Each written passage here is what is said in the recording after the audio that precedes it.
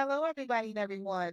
Welcome to Booktrovert Besties. These are your hosts, Elaine and Amber, and we're going to be talking about the second book of the Crown series of Nyaxia by Carissa Broadbent, The Ashes and the Star-Cursed King. All right, here's your spoiler warning. If you haven't read this book, we are going to spoil everything in it because we're about to talk about character relationships, plot, what we loved, our favorite moments, what we could have lived without. So if you haven't read Ashes and the Star-Cursed King, go read it and come back afterwards. We have a rated R warning because this book is rated R, so we're going to be talking about topics that's not so good, not so friendly. So if you have any little ones or you have any trigger warnings, please check them before you listen. All right, and before we start our book talk, I'm going to do a little summary just in case it's been a few months since you've read it or you have no intentions of reading it and you just wanted to tune in anyways. You're also always welcome. In the prologue and the interludes of this book, we get Rain's backstory, where in the first book we got Aurea's backstory. So you find out that Rain was shipwrecked on the House of Night shores as a human, had fatal injuries, could barely make it onto the shore when he was greeted by King Nikolai, who said, "Do you want to live?" And Rain said, "Of course I want to live." And so he turned him into a vampire, enslaved him because of the bond between the two of them. He wasn't able to get away, so he was tortured, abused sexually, physically by King Nikolai, by a bunch of the nobles in the Rishon house. This goes on for 70 years. He does end up forming a relationship with Nikolai's wife. Her name's Nyaxia. They have they find comfort in each other because they're both abused at the hands of Nikolai, and they're both just tortured, sad souls. Finally, Rain's had enough. He's ready to overthrow Nikolai, get out of there, abandon ship. He ends up hearing about a young contestant in the Kajari named Vincent. He's a high-age vampire. He is favored to win the tournament, and Rain starts giving him information about how he can overthrow Nikolai, all the secrets, any kind of help he can get. And he tries to get Nyaxia to leave with him the day of the tournament, and she refuses. She's got some sick loyalty to him, as sometimes victims do, and she refuses to leave. But Rain, he gets out of there right when Vincent wins.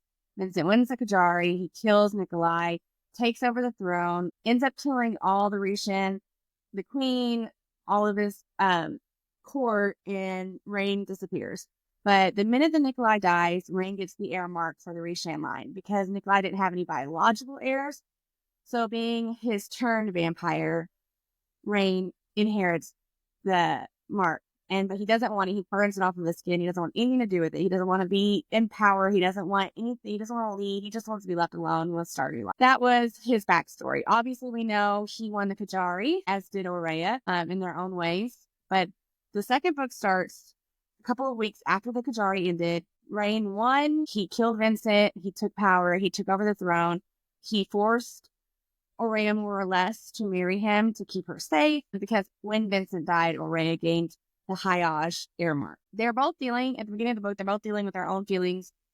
Rain is struggling to lead. He is struggling to gain acceptance from his own clan's nobles, so from the Rishon nobles, because they still see him as an enslaved, turned vampire. They don't respect him. And while he's dealing with all of this and all these feelings of trust, distrust in his own aides and his own nobles, Aurea is also struggling with the grief that she feels for her father's death.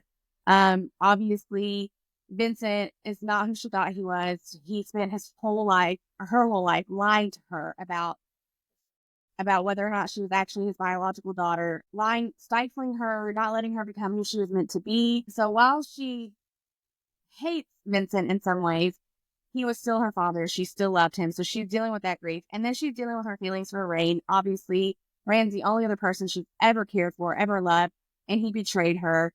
He literally killed her father, and now she'll never get the answers that she wanted because Vincent's gone. So they're dealing with all these different emotions. And one day, during an exceptionally tense meeting with the Rishon nobles, she overhears Septimus, the House of Blood prince, say that he's leading an attack on Misrata, which is a Hayaj held city in the House of Night, one of their last strongholds, and says that they're going to take all their troops there. So she locks that piece of information away, and a few days later, her door is unlocked. Normally her bedroom chamber is locked 4 times, but she realizes that it's only locked twice, and she's able to get out.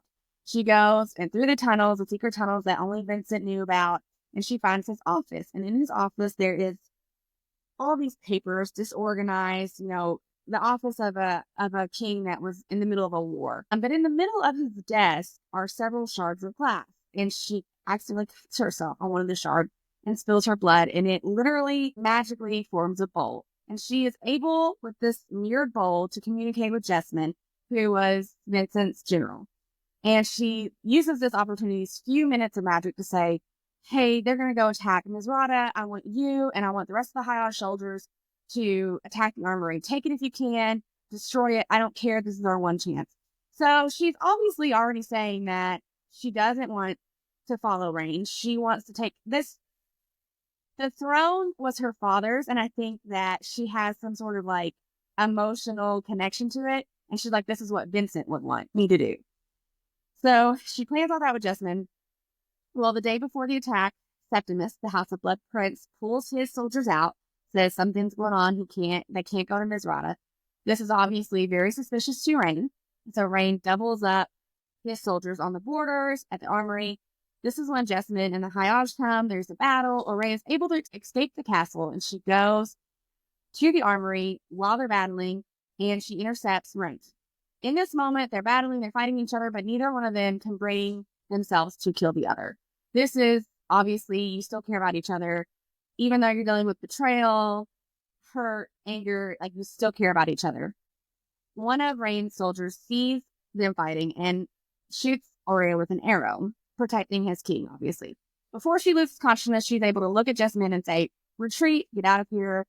When she wakes up, obviously she's a traitor. She has told the High Odds about this attack and planned this with Jessamine.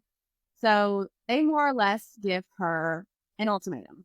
They say, we can't trust you, but we need you. So little did she know she was set up by Septimus. He set up the glass shards of the mirror. He wanted her to find it. He's the one who left her door partially unlocked. He wanted to know if her blood, as Vincent's biological heir, would be able to activate his magic. And it was. So he goes on to say, look, I need you because I think Vincent has God's blood. Now, the god Aloris, the god of the underworld, died, and they said he left remnants of himself in the mortal world. Septimus says, I have teeth, which is gross, whatever. But he says, I have some of these gods' teeth, but our little birdie told me that Vincent has the god's blood. And whoever has this would be most powerful. Like anybody could wield it, they would be super strong. He wants it because he wants to correct the curse on his people, the curse of the House of Blood. He's trying to reverse it, change it, whatever. And Aurea's more or less like, why would I help you? I don't want to help you. But they're like, think about it. You don't have very many options. Just think on it for the night. Rain, after that, takes her to his secret apartment in the city. It's his secret hideout. It's where he goes. Because you have to remember, he's been living in this castle, but he has traumatic experiences in this castle. This is the same castle that Nikolai abused him in. Same castle he has all these traumatic memories of. So he goes into the city, into the human district, into his secret apartment to get some rest. He brings her here, and he offers her Vincent's sword to take her apart. This is a big deal because Vincent's sword was like his best worldly possession. It mattered more to him than anything else, with maybe the exception of Aurea. I mean, it was his prized possession. He literally put a piece of his soul into making it magical. So this is sort of a peace offering, like, I'm going to give you this sword. And he tells her, he says, I need you to help me find this god's blood. I've got to get it out from underneath Septimus' thumb. I don't want him around here anymore. I don't trust him. I think he's two-faced. I don't want him in any of our court, in our kingdom. Like, I want him out of here. But if you help me find it, we can get rid of him, and then you can be free. I'll let you go. You can go do whatever you want to do. You can go to the human districts. You can go anywhere in the world. And she says, well, what if I want to take my throne back? And he's like, then that's your right too. We'll cross that bridge when we get to it. So they sort of form this alliance. And their first stop on the search for this god's blood takes them to Lahore. This is Vincent's homeland. This is where he came from. When they get to the city, it's on the outskirts of the House of Night. It is demolished. I mean, it's in ruins. It doesn't even look like anybody still lives here. But they are greeted by someone and taken to the castle where his distant cousin, Elena, still lives. And she is a very eccentric character. She is very strange. She has a court full of young turned vampires as her subjects. She is almost manic in her behavior. She finally does show Aurea Vincent's old room and all of his belongings. And Aurea's got a lot of questions like, what happened? Why did she leave you alive? And she finds out that Vincent killed his entire family, which we knew that. In order to become heir and to gain power, you have to kill anyone who's a threat to your power. So he killed his father, his mother, his cousins, everybody. And he intended to kill Evelina, but he stabbed her but didn't pierce her heart, left her alive. So she has convinced herself this was intentional and that he's coming back for her. He loves her. She's next in line. She's a very strange person. Aurea knows Vincent just got sloppy and was never threatened enough by Evelina to come back and finish the job. But they go around the castle. They're looking for anything that might contain God's blood, anything that Aurea feels a pull to, and there's nothing there. Before they all turn in for the night, Rain says, let's go scour the city a little bit. And they fly to a tower and they're talking, they're having a moment.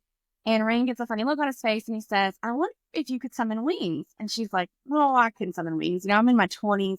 I would know by now. And he literally pushes her off the tower.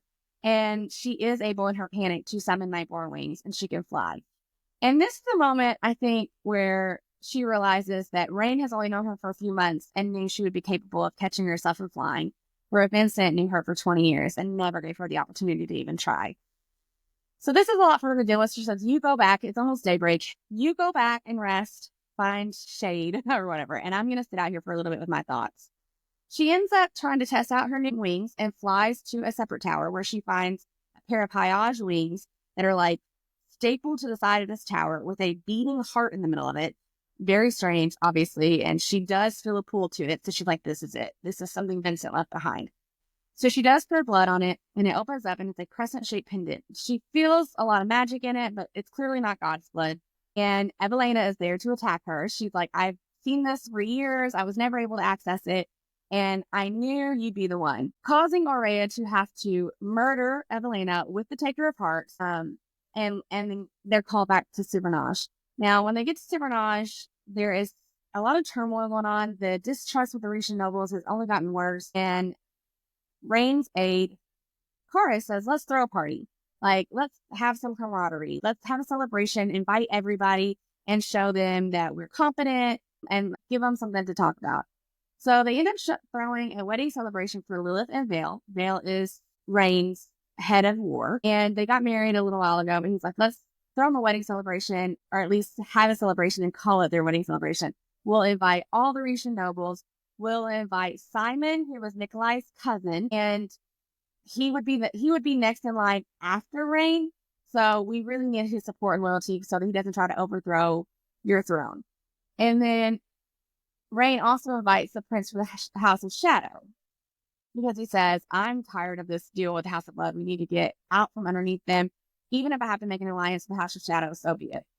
So they throw this big party, and the night of the party, Aurea and Rain have this great dance together. And at the end of the dance, she notices that Rain is a little unbalanced. She's like a little unsure of his footing, a little dizzy, confused looking. She chalks it up to the dance and the heated moment they had.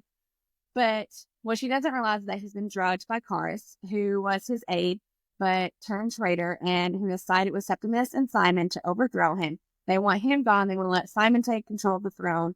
Aurea has to take the Taker of Hearts and battle her way through everyone to get to Rain, but she does save him before he's ultimately killed by the sun. And they fly to his secret apartment. When they get to his apartment, Rain gives her a necklace, a sketch, and a letter of her mother. These are items of her mother that he's found. He has spent the last several months looking through all of Vincent's old objects, all of his old diaries, all of his old notes, trying to find anything about Aurea's family. He wants her to have that. She knows that it's important to her. This is when I think they really reconcile their bond. They admit they still love each other. They're going to do whatever they can to take back the throne and rule together. They go back to the castle. They have to go through the sewers because now it's operated by Simon and Septimus. They go back to the castle to rescue Mish, as well as Vale, Lilith, and Petura, all their loyal inner circle. They do rescue them, and then they have to fly all the way out to the deserts to meet up with chessmen and the remaining Hayaj soldiers. When they get there, they decide they're all going to join. The Hayaj, the Rishon, the humans, we're all going to join and we're all going to go fight. They get their battle plan ready. They go. They're fighting, and then they realize something strange with Simon. Something is not right. He is super powerful. He doesn't even look like himself. Something's just off. They realize that Septimus has put the crescent heart pendant as well as the god's teeth in Simon's chest, making him this sort of abomination of power, and they just can't fight him. So they retreat. He almost kills Rain and Aurea both. Aurea is extremely injured. Rain does the only thing he can think of, and he takes her to her aunt's home.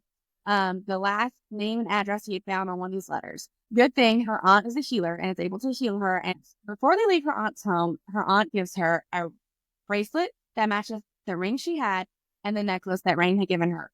When she puts all three of them together, it creates a map on her hand. They follow the map to this in the middle of the desert, and Aurea is going to go into the temple and try to find the god's blood at the same time that Rain is fighting above ground. He's fighting Simon. He's fighting all these soldiers. When Aurea goes down the steps into this deserted, dirty, dusty temple, she sees all these walls and obstacles. She has to use her blood to open them. With each wall, she gets another one of Vincent's memories. He literally had put his piece of himself into this wall to get it constructed. She finds the god's blood. When she gets up the battle to the ground level where everyone's fighting, she realizes that Rain is about to die. Aurea decides not to use this blood in front of Venus. She calls on the goddess Nyaxia and says, "This belongs to you. It was your husband's. I don't have a right to it, but in return of giving it to you, I'll ask for a favor. If you could just give us a correspond so that I can heal him and we can rule together and unite the clans, then that would be great." And she's like, "I can't do that for you." She said, "I literally created 2 clans so that they would be forever in battle." She's like, "I can't have you uniting them." Basically, Nyaxia is saying, "I like it when my children squabble." We've heard this before. She likes war. She likes battle. She doesn't want them to unite the clans. She says, "I can't give you this bond, but maybe somebody else could." So even in her own way, she's saying, like, maybe call on someone else. So Aurea calls on the goddess that her mother worshipped. And I don't know how to pronounce his name. I want to say it's like Asaja or something. Acacia. I got Acacia. Yeah. Acacia, yeah. And she calls on her and she says, "Well, I'll grant you the bond. But just so you know, Nyaxia will come for you one day. It might not be today and it might not be tomorrow. But I'm going to give you this bond and let you all rule and let you all unite the kingdoms. But just know that she will come back for you." And then the book ends with after the battle and after their bond, Septimus has left. They've all fled. Now Aurea's queen, Rain's king, and they're going to rule together and live happily ever after. Until Nyaxia shows up. So let's rate the book. Let's rate it. Okay, you go first. I'm gonna give it a 4.1 because I feel like a lot of it could have been. It didn't have to be a 7 like that long. You know, it could have wrapped up a little bit. I do like the connection that they built, Rain and Aurea. I do like that connection. I like we've seen more of romance. We've seen more character building. We've seen more world building. So I get that. That I just give it a 4.1. What do you give it? I gave it a 3.8. And I know it's lower than I gave the last one. This is, and like, let's be fair. On a scale from 1 to 5, anything over a 3 is worth your time. Like, it's worth reading. Like, it's not that I regret reading it or anything. I thought it, last time I said I knew what was going to happen and I was wrong. This time I wasn't. This time I knew they were going to end up together. I knew they would unite the clans in the end. I knew they were going to bring peace and everything. So it was predictable. It was predictable in some ways. And it was slow in the beginning. I had a really hard time. Like, I felt like it was redundant. Like, yes, we know he's grieving. Yes, we know he was a slave. Like, it was like the same things over and over and over in the beginning. There were moments I really liked. Obviously, I liked some of the love decorations. Like you said, it built up the love a little bit more between them. And I also thought that the whole God's blood and teeth thing, that was weird. Art. It was weird. It was weird. I'm like, it was weird to read. Like, it just didn't go with the first book very well. I felt like... Yeah, there was no connection. Yeah. Yeah, I was like, Especially, this is like weird. I had a hard time with them going in the sewers and the water with boo boo. Like, I don't love you Yeah. that much. I We're don't like, love them. we put the Doing guy's it. teeth in his chest. I'm like, what? And then he turns into Thanos. It was, there were moments that I was just like, I don't know about this. But Yeah, there were yeah, moments I did like. yeah. My It favorite was, part of the whole book, though, was the end where she goes out to the temple and her blood opens each obstructing yeah, wall. yeah. And That was each good. time she literally gets to put herself in Vincent's shoes and she gets a little bit of his memory and it answers so many of her Many questions. questions. Yeah. He had all these questions surrounding his death and it answered so many of them. The first wall, it's like she is Vincent and her mother is there. And she feels his desire. She feels his love for her. And like it's their first kiss almost. It's like this memory that she's getting. And you can feel this moment where he sort of tells himself, like, even though I shouldn't, I'm going to do this. I desire her. I care for her. I'm going to be happy for once. And then the second wall is like the polar opposite. He's mad. He's angry. After years together, she wants to leave. And she says all he cares about is power. And he doesn't really care for her. And he even says, does she think I can't smell my child on her? And he said, she's not worth killing. She's not worth going after. But he's really hurt. Like Oh he's in yeah. His ego was bruised because he's made a statement saying, you know how many women would want this position, would want to be time. His ego was crushed because she told him, see you later. Sorry, baby, I'm gone. And then the third memory she got was literally the night that he found her. And it was my favorite part of the book. Him, even when he said that he thought it would be a little boy that would look just like him. And then when he found her, she looked like her mother and he instantly fell in love with her. I mean, all those moments, that was my favorite part of the whole book, the Vincent memories. And I'm like, that, for me, that's unusual because I'm a romantic. So you would think Mhm. there may no rare moments, but that was my favorite part. That was good because they explained a lot. It made me, because I just thought Vincent was just some shitty person like, with no feelings hard. But he had something. He had a little decency in him. He can tell he loved Araya. He may not have told her that verbally, but I could tell that he really, really loved the girl. Just by the way, like her, just like that, her blood. I don't, okay, so I think that he put in some proofs for her to be able to enter in certain places. I feel like I don't know, I don't feel like it's just because it's his blood going through. I actually think that he put some provisions to let her be able to go through certain doors and unlock certain things. I think he maybe had a plan for if he did die. He knew that she would inherit the kingdom, and he maybe behind her back did some things so that she would be able to, because he knew she was smart, be able to figure some stuff out. Yeah, I think so too. And I think, in the first book, we're like, gosh, he's such a jerk. And he, even though he does love her, he's doing like a terrible job. But you learn in this book what he had as a father. And it's like, Mhm. I tried. And he literally, the last things he says to her is that I tried already. I did what I thought I could do.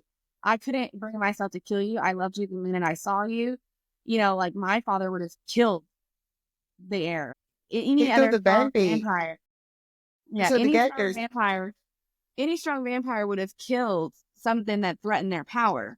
Mhm. But I couldn't bring myself to do that. So I did the only thing I thought I could do. And the only way I could protect myself from you was to raise you in fear. But I tried to do better. I tried to Mhm. be better than he was. And he says, I loved you. I couldn't bring myself to kill you. And I tried to make myself better for you. And she says it wasn't good enough. And he's like, I know.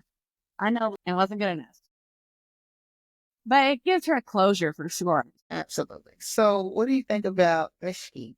Mishki. Like, for one, Some sort on. I don't know. This book, that's what I'm saying. Like, it was really hard for me because normally knowing that she is going to be set up for the third book, I'm like, we didn't get any information. Like, thought for sure we would have met her MMC by now. I genuinely thought that the guy that she killed was going to be her MC because Right. the way he Normally when a series does this, normally when a series starts with one character and then goes to another character, you at least get some backstory before the end of that book, we knowing got what you're going to lead into for the next book. We got nothing. All we know is she's going on a trip. I don't know. I I know. don't I was know. like, I'm sort of, because so it's a four, so there's three books out right now. The first two are a duet about Aurea and Rain. The third book is about Mish, and then the fourth book will also be about Mish. It is also going to be a duet. It doesn't come out till August. We had decided long before we were going to wait till that book came out and just read those two together. And I'm glad, because I wouldn't be that excited to read it right now. I'm like, I just, I don't feel like it didn't give you any anticipation for it whatsoever. No, not at all. And I don't know. That was underwhelming because I really did enjoy her in the first book. But that was very underwhelming. I feel like we could have had more of her backstory, more of her relationship with Rain. Yeah, I had high hopes for her. I had high hopes for the book actually because I feel like the first book held my attention. It was decent with the trials and the games and things. It held my attention, but this book, it was like I think it was just drawn out. Like it was way longer than it needed to be. It could have been way shorter. The first book with the trials and stuff, it was such a fast pace. Everything was exciting because it was one trial after another after another. Where I said the first third of this book, it was like just them and their emotions and their just reiterating their feelings of trust and betrayal and love and hate. And like I get it, and I'm not trying to belittle trauma at all because like I know Right. through it. But as a reader, it was like, okay, we understand they feel this way, and it was a little hard to get invested in it when it was like, but it was good. I don't want to bash it and be like, don't read it. Like it was good. But like, I think I had higher hopes for the second book after reading the first book, and I just didn't. Yeah. I It just, did. Once I got towards the end, like I think I was like maybe 70% in, it was a struggle to finish. Like I was almost like I'm gonna finish. But I finished. I'm glad I finished. But it was difficult to get through. and if it weren't for if it wasn't for the podcast, I may have DNF'd it, but Like, I'm glad I made it to the end because, like I said, the last few chapters were my favorite part of the book. I mean, the Vincent POV chapters were my favorite. And let's talk about POV chapters while we're at it. Last week in our podcast, we said POV chapters, and in this book, there's plenty of them. It's a dual POV yes, book. But I'm not gonna lie to it you, was I was underwhelming. not It happy. was it was underwhelming because It made me so mad because I was like, as soon as I saw Rain, I'm right, like, me too. I got yes, excited. we're Yeah, getting these POV chapters. But every time we got like several times when we would get a Rain POV chapter, he would be doing something and I'd be like, okay. And then he would get to something good. And then she would switch back to Aurea's chapter. And I'm like, no, why are we doing this? The perfect it was example. almost every chapter almost. Yes. So I have two examples that come straight to my brain and it made me like want to throw the book at the wall. The first one is the night of the wedding celebration. And it's a Rain POV. He's talking to Chorus. He talks to Mish for a minute. Then he goes and talks to the Shadowborn Prince. And then he says the room falls silent and he looks up and it's his wife walking in the door. And I'm like, and then it switches to her POV. And I'm like, no, that moment from his perspective. I want him to talk about how beautiful she looks, about how he can't take his eyes off her. I want him to get jealous when Simon grabs her arm. Like, I want all of that from his point of view. And it cut off right at the good part.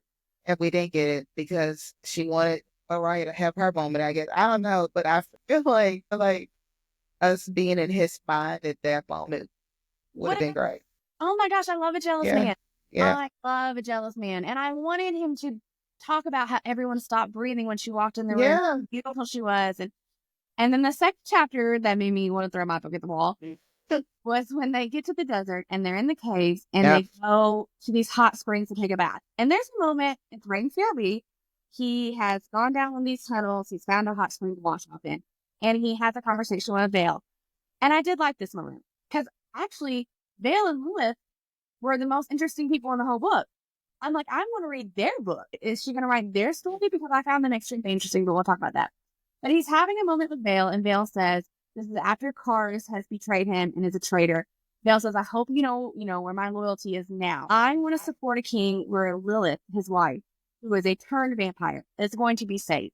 And it's a moment between the two of them. And Rain says, he understands what he's saying. He wants to protect his wife. And he tells him, if something should happen to me, Aurea is your next best bet, because nobody else is going to care about turned vampires except for me or her. But then Vale leaves and he gets in the water and she says he can sense her when she gets there. And he says, are you enjoying the view? And then boom, back to Aurea's chapter.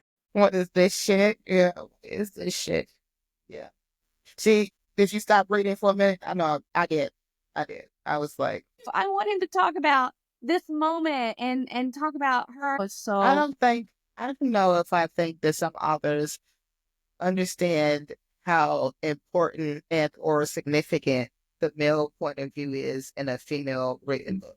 this is It's important. as a heterosexual, happily married female. I know what desire feels like from the female standpoint. And Yes. okay, Yes. I want to read about his torture. I want to read about how he can't think of anything else except for her. I want to read about all the depraved thoughts that he had. I want all of that from his point of view. And we would get right to the good stuff. And then she would end the chapter and go to Aurea's point of view. And she's so damn bad all the time. So, Right. And I'm just like, but we've heard it. Like in the first book, it was all Aurea's point of view. So we got all those moments of desire from her point of view. Like, let's get a little bit from Rain. Like, let's get a little bit of the internal dialogue. They don't understand that sensation that you feel as a reader when you get a male's point of view. It's different, even if it's not like sexual. It's attraction. It's attraction. I don't know. It's different, Right. and we need that. And you can't just take that from us because we want to give Araya angry ass all the fame. Like, come on, give us something. That makes me want to read a book more than a tortured man. Like nothing. Like it was so frustrating because those two moments, I really was like, in my personal humble opinion, obviously I'm not an author, like Carissa Broadbent is a genius. But in my humble opinion, it would have been so much better from his point of view. So much better. I agree. And I was like, what an epic letdown. Because in my last episode, I really want some Rain POV chapters. And then we got them, and they wasn't what we thought they were going to be. And I need a dual POV book. Like, even books that do it where you just get one or two male point of view chapters, as long as they're the right ones. They have to be impactful. They have to be impactful. I don't care if it's dual. I don't need every other chapter. But I need the right chapters from his point of view. Yeah, I agree. I was let down. I was so excited when I saw it and then so let down. Yep. I think he came out maybe was it the second or third chapter? It was very early in the book, his first. Had a lot of them and moments, but yeah. And I don't know if we've been. No, I can't say that because I feel like we can decipher between different writers. I don't think that we're being tormented because of the previous books that we read. No, but I think that and everything. And I told you we were talking about something the other day. I call them easy reads. They're not fantasy novels. There's world building, magic systems. There's a lot of commitment. Yeah, it's a lot of commitment, a lot of brain power to get through it and understand what you're reading all the time. This one wasn't super complex, but still, I have easy reads that I'm reading. The hockey romance, mafia romances, bully romance, whatever. And some of those, in my opinion, are 5 stars. It just depends on. I'm a vibe reader. I am not. I don't care about writing style. I don't care about any of that garbage. I just want to feel. I want to feel mad, happy, lustful, sorrow. I want to grieve everything. Like I just want to feel. And if it doesn't give you the feels, then it's not worth reading. I agree. This was a 3.8 for feels. There were so many times I'm like, oh, we're so close to being there, and it just wasn't. But like I said, there were moments I really liked. Would you have a favorite line from the book? Again, there weren't any grand love declarations. There were just a couple one-liners here and there. I think my favorite moment, I don't have a line, but I have a moment. I think it was when Rain actually got to see the person that he wanted to die. It could be that. I don't know. I'm having a hard time with the favorite moment. It was Yeah. good for me because I feel like he got what he got the justice that he deserved. I feel like Araya got the justice that she deserved when she was in that cave. I feel like those moments when they could let go of their resentment and live to their biggest intentions, potential to further lead their kingdom. I feel like that was a good moment for me, but I had a hard time picking a standout moment or Yeah. a standout line. The cake scene with Vincent's memories was definitely my favorite. The most romantic part of the book was when he gave her the Uh-huh. objects he found, the Uh-huh. stick of her mother, the necklace of her mother's, because even though it wasn't like a huge love declaration, it was saying, okay, I've spent the last few weeks searching personally. Is there anything Uh-huh. you about 20 years old to try to find something from your past because I know how important it is to you to have any answers. Uh-huh. That was good. And I'm like, that to me was the most romantic part of the whole book. It And was. it was It was very sweet. And I think that he was more thoughtful than I think that she gave him credit for, because there's a lot of instances where he did things and noticed things about her that she didn't even notice about herself. like the Like wing. like the wing. It's like I did like that moment too. That was a good yeah, moment. that was a good moment. Yeah. I think that he had potential. They had potential. It just needed an extra But I did They, I did like Rain though. I did like Rain as a book boyfriend. I absolutely did like him as a I did book too. boyfriend. I like that Rain. So, yes, I love a tortured man, but I also like an MMC who has other motivations in life. Like, I know I want Uh-huh. you to love me, but I want you to also have a head on your shoulders. And he did. Yeah. He had goals he wanted to make. He wanted to bring peace and make a brand new kingdom, and he just wanted a Ray to do it by his side. I liked Rain. I found him very enjoyable to read. I just loved Yeah. it. Yeah. And I feel like that because I see people online who think this is like they give it a 5-star. Oh, But I think that's the good thing about book clubs and book stuff is that what to everybody's me different. wasn't exceptional to you could be the best thing you've read all year. Like it just depends. It's not. Yeah. I I like I said, I did see a lot of people say this was a 5, 6 star read, the best read in 2024. Like I've seen a lot of that and I read it and I was like, am I missing something? It was good. It was good. I just compared to some of the stuff I've read, I'm like, it just wasn't. Yeah. It wasn't 5 stars, but I did like it. It And I was an hope enjoyable read. It was I'm not anybody who's watching this, don't be like, oh, I'm not going to read that. No, it's worth the read. give it a try. And what for one person isn't that great could be, like I said, the best thing they've ever read. For me, I'm already not crazy about vampire stories. I'm like a high school Twilight girl, so like it's all a little cringy to me. Like anyway, it's the thing about vampires is not my favorite theme in a fantasy novel. And like I said, it didn't give the obsession that I normally look for in a 5-star read. But it was interesting. I thought the first book was better. So I agree. I think the trials kept the pace of the first book really high and exciting. It Second did. book was a slow start, but it was worth the read to get to the end. I'm just nervous about Michiki's story. I'm very nervous about that.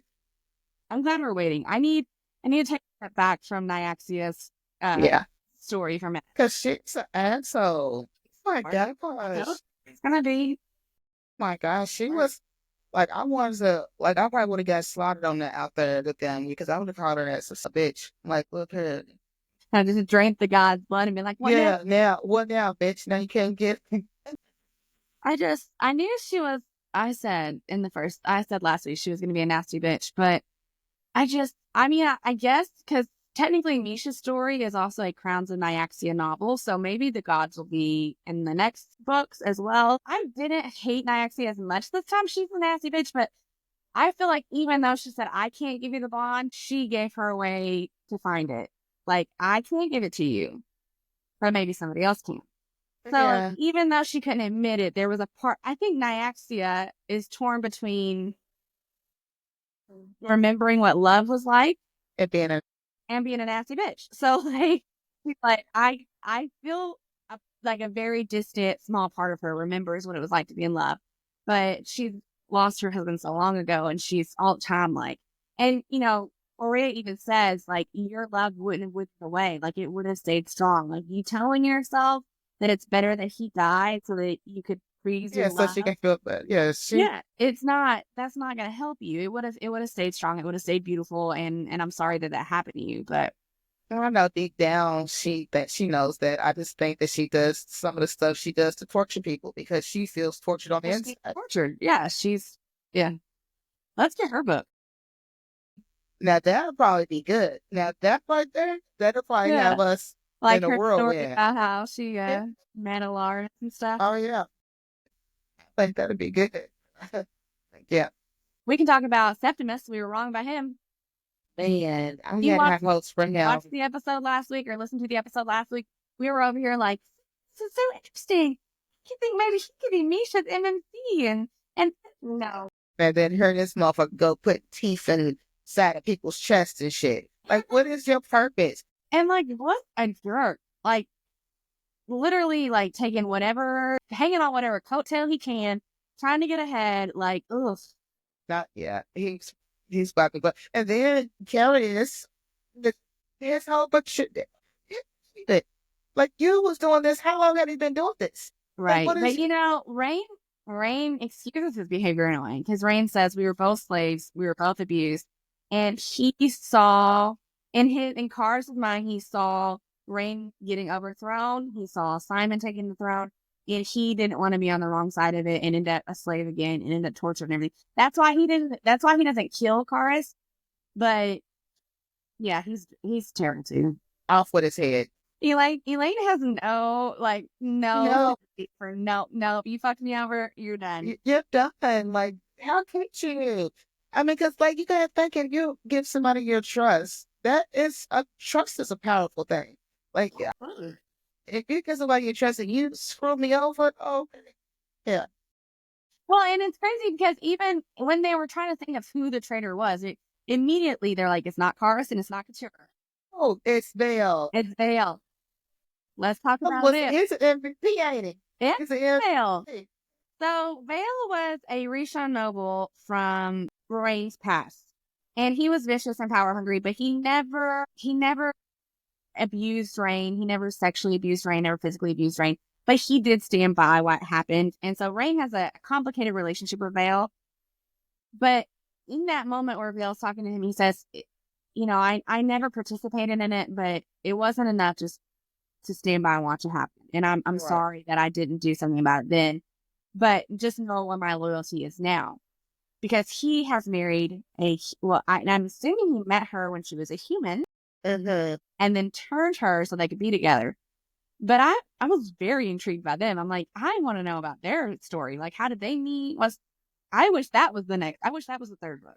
Yeah, because I think in the beginning of the book when he was waiting for him to come, she had just turned, and so I think I think he had to do that, but I do think they would be an interesting couple to revisit, just because of them over there talking in the corners, or them doing that. Yeah, and Rain has a conversation with Lilith too, and she's a spitfire. Yeah, she's forward. She's very blunt. Yeah, I like her. Yeah, I do too. And like that vibe is what I feel like is the vibe to set up the next book. Like, you should get pieces and snippets that make you interested and more curious. That's what I expected for Mish. I expected we're going to get some snippets. We're going to get an introduction to Rain MMC, get a little bit of playful banter or something, and then we would be like, ooh, let's read that book. But I'm like, I got more for Lilith and Vale than I did for me. So the only thing that we got from Mish is that the guy is the one that turned her. The one that she slaughtered. Yeah, he's the one that turned her and she slaughtered him. But we didn't get into much detail. She was a priestess. We know that he left her for dead, and Rain's the one that found her. But that's about it. I mean, I don't know. The very end of the book, she says, "I'm going to go on a trip. I have to figure some stuff out." See, and I wonder what that is. I guess that's the author's way of trying to get us to see what is going on with her, where she's going and why she's going. But I feel like it could have been done a little bit better than that. It wasn't enough. And I don't, like I said, this author has another series I really want to read, Daughter of No Worlds. I would love to read that. But I expect, and maybe it's my own fault, because I probably, Book Talk is, yes. And I have a love-hate relationship with Book Talk because I watch these things and I'm like, ooh, this is about to be so good. And I read it and I'm like, personally, but everybody's different. Everybody's different. Like I said, it was good. It was worth the read. But I just, every time I think about something, I'm like, oh, it could have been, this, or could have You been. could have did it this way. Yeah. Yeah. Like, because I mean, I'm like, I would have rather the third book followed Lilith and Bale. I mean, I feel like they were the most interesting people. Or even, you know what book I would really like to read? A prequel for Vincent when he fell in love with Oria's mother. And like, yeah, because that motherfucker act like he didn't know. He act like he didn't love that lady, and that lady had him in the chokehold. and Yeah. and that, I feel like that would be your guy, like, because he's a jerk. But Yeah. like, But you get to it deep down, he loves, and he loves hard. Yeah. yeah, and like those little snippets of his feelings were like the best part of the book. I'm like, I want That to. was good. Or let's make a prequel about Vincent and Alana. I think that was her name. Or it's not. She was a goddess and she was a magic wielder, and he implored her to help him get this god's blood, figure out how to wield it, and then ultimately how to hide it because they realized it was too strong. Nobody should, even he shouldn't be able to wield power like that. And they ended up putting it in like a fail safe that only his blood could. Only thing I wish she would have done is I wish she would have went after her. When he said, "You didn't think I smelled my child on you?" Oh, yeah, that was good. I wish she would have went after her and told her that. Where you think you're going? Yeah. Well, and I think things might have been like, because the night that he found Aurelia, he says, and he didn't kill her mother. When he got, they were already dead. And I feel like had she been alive when he got there, things might He have would been. have took her. Oh, I yeah. think he would have took her. I mean, for sure, because you can tell he felt the way, like when he went to the house, he's like, "There's no house for him." Yeah, you can tell he felt the way. That's what I'm saying. His memories were the best part of the book. And even when they go to her aunt's house and she says, you could tell the way they looked at each other. I knew they were in love. So it's like, even though he's this hard, power hungry, I don't care about anything but the throne king, clearly that's not the case. Clearly have a soft spot. And of all things, for her to be human, like that, let's get that book. Her blood must taste real good. I did a couple favorite lines. Like I said, they were just here and there. There's one point where he says, "Are you going to kill me?" And he says, "I already did." And he says, "I'd spend a lifetime at the tip of your blade and it would have been worth it." And I was like, yeah, that was sweet. That was sweet.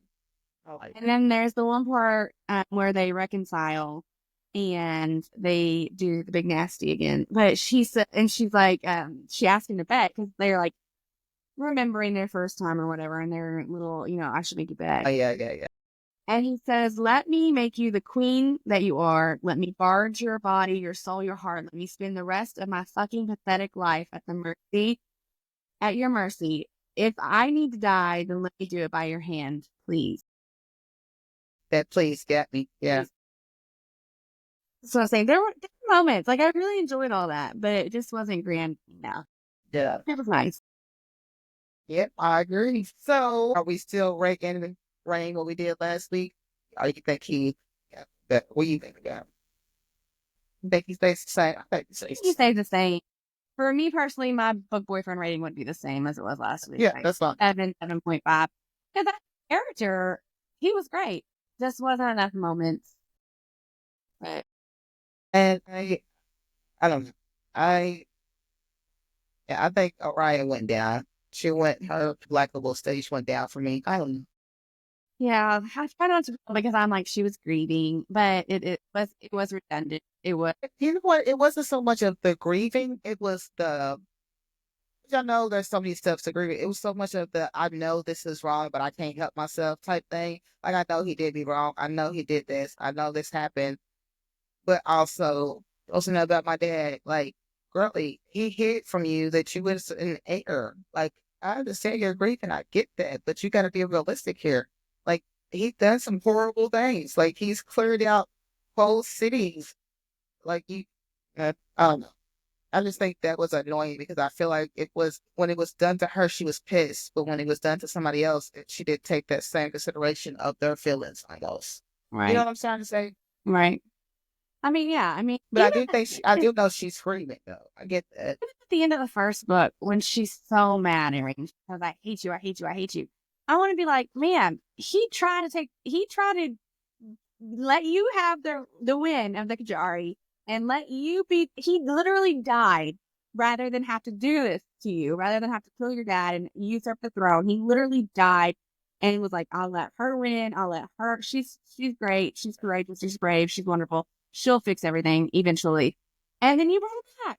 And at that point, his hands were tied. He was like, "I have to do this now." Like, I mean, you gotta be a little bit more understanding of those motivations. Yeah, all right. Vincent was your dad, and you loved him, and he loved you. But Vincent, the king, was a tyrant and killed millions of innocent people. And he was never gonna give up the throne without dying. You're right. Rain did what he had to do. But yeah, it was redundant. It was a lot of, and like, going back and forth to whether or not she wanted to take the throne from Rain or fight him, or yeah, it was a little tiring. That's why I said, and granted, I did have a cold this weekend when I was reading, so like that might have been part of it, but it was really hard for me to get through the first 1/3 of the book. Mhm. I didn't feel like a trajectory either. Okay, so what are we doing? And then like when they go to Lahore and they meet Evelina, Oh my gosh, that lady's that shit crazy. that was enough weird. Like it was a really weird thing to read. Yes, the kids, all the kids, he done turned all these babies and It was almost children like, of the corn. well, it was almost That's like what the went in my author head. felt a little dark and a little twisty, which is fine. Uh, Which is I can get with dark and twisty sometimes, but that one moment in these books didn't fit. It didn't fit Yeah, with the rest of the mood of the book for yeah, you to take us into this weird alternate reality, like where you're and right. manic and turned all these children, and it was just My mind instantly went to children of the corn. Instantly. I'm telling you, because when the kids start coming out, I'm they're like coming out. crawling Yeah, on the floor, like yeah, it was really weird. That's what I I said. was, Like some of the plot points were just odd choices for me. His hometown with his cousin and all the children that returned, and then even they say like there were still humans and vampires there, but they were like animalistic and like savages, and I'm like, this is weird. Reading yeah. that weird, and then the god's blood, the god's teeth. I'm like, this is an also weird choice for me. And then when they made Simon some abomination, I'm just like, it felt like very like mismatched. Like, I don't like for the It, first book, it flowed. it was trials and the competition and all these contestants, and it all flowed very well. This, it was almost like we were reaching for interesting things to put in the book. Reaching for balloons. Yeah. And I was like, I didn't understand all of it. But I mean, I understood it. It's just that it just, I don't know. I just, maybe I wasn't expecting this. I was expecting something totally different. I wasn't expecting, I mean, literally, she was manic. I don't think she was not unmanic. Baby girl, something was wrong with her.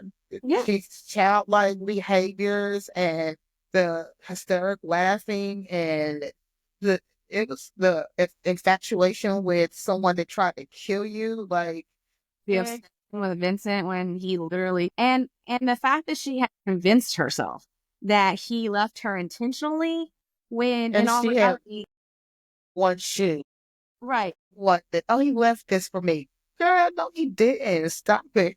Like he's he you are so unworthy of his time. He's not even threatened by you. Like But you're his next living relative, obviously, with the exception of Araya, and he's not threatened by you at all. So why yeah, that was odd. She was odd. I don't mourn her death, obviously. no, I was thinking like, come on, go ahead and kill her already. Like, and that's sad for me to say, but go ahead and take this crazy bitch out. Right. She's out of control. She literally has nothing. Nothing. No, it was no purpose for her to be in the book. Court full of children who it was a really odd. But yeah. It wasn't bad. It was worth the read. And if you're listening to this, and I'm sure we probably talked, I feel like we definitely talked you out of reading it. Do read it. Give it a chance. I mean, it's not okay. So, Like I said, you gave it a 4.1. I give it a 3.8. Those are pretty similar. And I've read things that were 2s that I'd be like, and if we ever cover something on this podcast that is a 1 or a 2, I'm going to tell you do not read it. Do not. It is 10 hours you will never get back in your life, and it's just not worth it. I will be like, and I hope no authors come from my head, but I will be honest with you if I think a book is trash. This book was not trash. This book was worthy of a place on your shelf, the 10 hours it takes to read it, but it just wasn't exceptional. Yes, that's it. Please read it. Give it a chance. It was decent. I guess It was. no. We can go ahead and say what we're reading next week. We are reading Quicksilver. It'll be my second read. It's going to be Amber's first read, but I loved it so much that I am going to reread it because I love him. So she has been talking about this book. I have not read it. And I was going to read it a couple months ago. And when we knew we were going to do the podcast, we're like, let's just wait because the second one comes out, which is like November-ish. But you know what? After a couple of 3.8 and 4.1s, we're like, we want to read a 5-star. She knows it's a 5-star or ish. I won't give her a rating because she hasn't told me exactly what she thinks, but it's going to be good. And she keeps talking about Kingfisher, so I'm excited to meet him. But we are covering that next week, so please read if you haven't. Tune in anyways. I think this would be a really good. I wish we could go live so that we can have adult conversation about Kingfisher because he's a bad guy. I like him. So we are excited. We're gonna cover that next week. Episode will be live on Wednesday, and maybe we could do like a live Thursday or Friday, just to talk about it. Kingfisher live, boyfriend live. That'd be cool. Yeah, I'm excited. Like I said, this will be my first time reading it, so I'm extremely excited. But if you've made it to the end of the episode, thank you for listening to our ramblings, all of our book talk. Come back next week. If you have made it to the episode, give it a like, give it a follow. Subscribe. Yes, subscribe. Get our socials, TikTok, Insta, Facebook. Go give us a like and follow. We will be posting this episode on Wednesday. We'll be posting little snippets throughout the week. We'll also probably be posting a couple things on our socials about Quicksilver because we're super excited about it. But go over there, follow us, and we'll see you next week. Bye. Bye.